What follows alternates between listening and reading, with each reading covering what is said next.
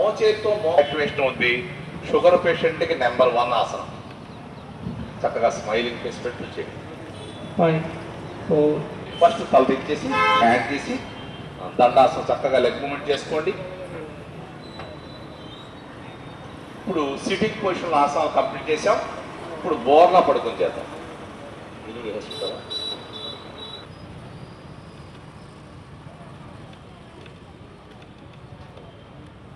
అవకాశం ఉంటే elbow shoulder కన్నా లోపల ఉండాలి. పొట్ట దాకా ప్రెస్ చేయాలి. చేతులు చెస్ట్ పక్కన ఉండాలి.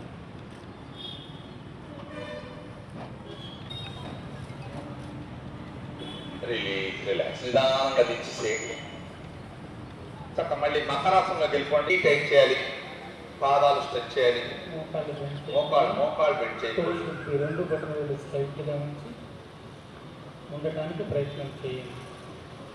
5 4 3 2 1 రిలాక్స్. మళ్ళీ మకరాసనంలోకి వెళ్ళి కొద్దిసేపు రిలాక్స్ అవ్వండి. పాదాలు పక్క పెట్టుకోండి. Ankle touch relax.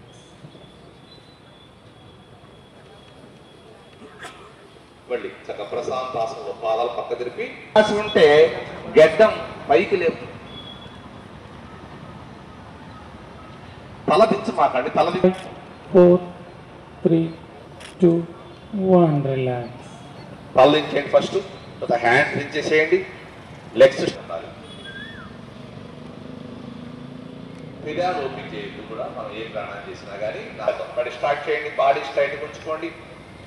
తల మెడ ఛాతి ఏం కదలకూడదు. గాలి వదిలినప్పుడు పొట్టని లోపల కొట్టాలి. చేయండి.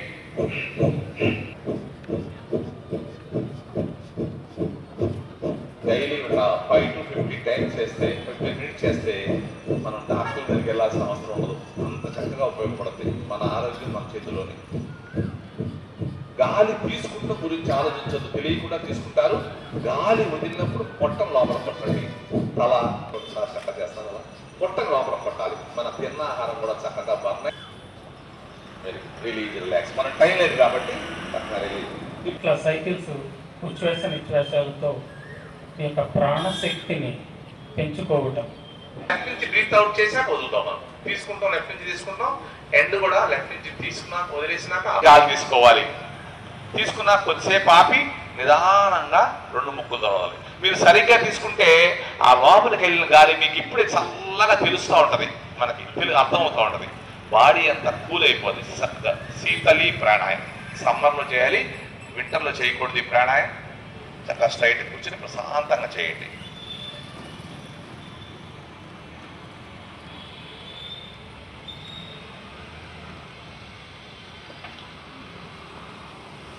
ఈ శీతలి ప్రాణం లేకుండా చూడాలి. నాలికి పెదాలి గ్యాప్ లేకుండా నాలికలోంచి గాలి వెళ్తుంది. కొద్దిసేపు ఆపి నిదానంగా 2 ముక్కుల ద్వారా బయటకు వదిలేసేయాలి. ఈ యొక్క నాలుక లోపల ఉంచి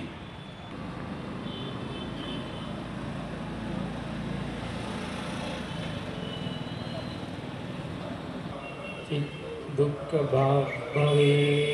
ఓం శాంతి.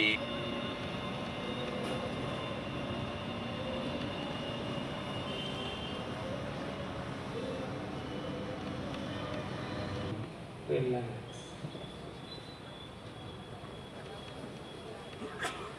మళ్ళీ చక్కగా ప్రశాంతాసనంలో పాదాలు పక్క తిరిపి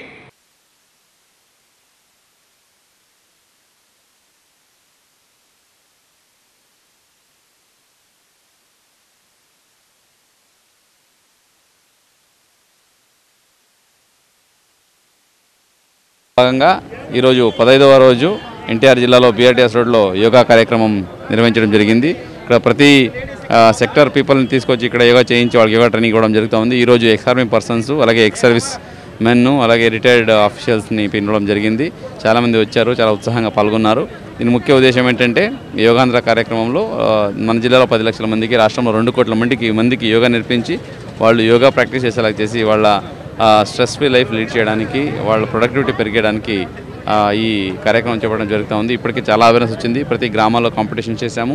అలాగే ఇప్పుడు మండల స్థాయి, జిల్లా స్థాయి కాంపిటీషన్ జరుగుతున్నాయి. ప్రతి సచివాలయాల్లో అలాగే ప్రతి గ్రామాల్లో, ప్రతి మండలాల్లో కూడా, ప్రతి ఆఫీసెస్లో కూడా ఈ యోగా కార్యక్రమం ప్రతిరోజు జరుగుతున్నాయి. రోజుకి దాదాపుగా 100 నుంచి 150 ప్లేస్లో యోగా శిబిరాలు జరుగుతున్నాయి. ప్రతి ఒక్కరు పాల్గొంటున్నారు, మంచి ఉత్సాహంగా ఉన్నారు. సో ఇది మన భారత అది పరంపర. ఇది యోగా మన దేశంలో పుట్టిండేది. ఇప్పుడు వేరే రాష్ట్రాల వాళ్ళు, వేరే దేశం వాళ్ళు దీన్ని ప్రాక్టీస్ చేస్తున్నారు. సో ఇప్పుడు ఇండియాలో దాన్ని మళ్ళీ రీస్టార్ట్ లాగా అయింది ఇది. సో ఇంత అంతర్జాతీయ యోగా దినోత్సవాన్ని పురస్కరించుకొని జూన్ 21 వరకు ట్రైనింగ్ లాగా జరిగి అదైన తర్వాత అందరూ ప్రాక్టీస్ చేసుకునేలాగా ఈ కార్యక్రమం ముందుకు తీసుకెళ్తాము. ఇది ఒక మంచి పరిణామం. దీనివల్ల మనకు అడ్మినిస్ట్రేషన్లో అయితేనేంటి, సొసైటీ ఇంప్రూవ్మెంట్లో అయితేనేంటి, మంచి బిహేవియర్ అట్లాగే హ్యాబిట్స్ ప్రాక్టీస్లో అయితే హెల్తీగా అయితేనేంటి అన్ని రకాలుగా ఉపయోగపడుతుంది. ప్రతి ఒక్కరు ముందుకు రావాలి, ఈ కార్యక్రమాన్ని సద్వినియోగం చేసుకోవాలని సందర్భంగా కోరుకుంటున్నాను. డ్రగ్స్ మారి బారి నుంచి పిల్లల్ని కాపాడుకోవడానికి ఈగల్ టీం వాళ్ళు డ్రగ్స్ వద్దు బ్రో కార్యక్రమం చెప్పడం జరిగింది. మన జిల్లాలో, ఎన్టీఆర్ జిల్లాలో ప్రతి కాలేజెస్లో, ప్రతి స్కూల్స్లో ఈ ఎన్కార్డ్ నార్కోటిక్ కోఆర్డినేషన్ కమిటీ అంబాసిడర్ని మనము అపాయింట్ చేసుకున్నాము. వాళ్ళు అక్కడ ఎవరైనా డ్రగ్స్ బారిన పడుతుంటే పిల్లలు వాళ్ళ గురించి గుర్తించి వాళ్ళు మనకు తెలియజేస్తారు. తెలియజేసిన వెంటనే వాళ్ళకి పిలిపించి కౌన్సిలింగ్ చేయడం జరుగుతుంది, వాళ్ళ గురించి చెప్పడం జరుగుతుంది.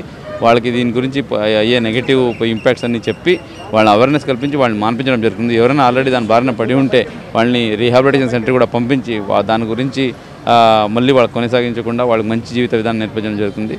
ఇది చాలా ముఖ్యము. సొసైటీలో డ్రగ్స్ ఎంత మనము అరిగడతామో అంత జీవితాలు బాగుంటాయి, కుటుంబాలు బాగుపడతాయి, పిల్లలు బాగా చదువుకుంటారు, వాళ్ళు మంచి మంచి వ్యక్తిగా మారే అవకాశం ఉంటుంది. కాబట్టి దీని గురించి ఎవరికైనా ఎక్కడైనా ఇన్ఫర్మేషన్ ఉంటే లేదా ఎక్కడైనా ఎవరైనా చేస్తున్నారని మీ దృష్టికి వస్తే కంపల్సరీ గవర్నమెంట్కి తెలియజేయండి, మీ దగ్గర ఉన్న అఫీషియల్స్కి తెలియజేయండి. ఆ పిల్లల జీవితాలని కాపాడని సందర్భంగా కోరుకుంటున్నాను.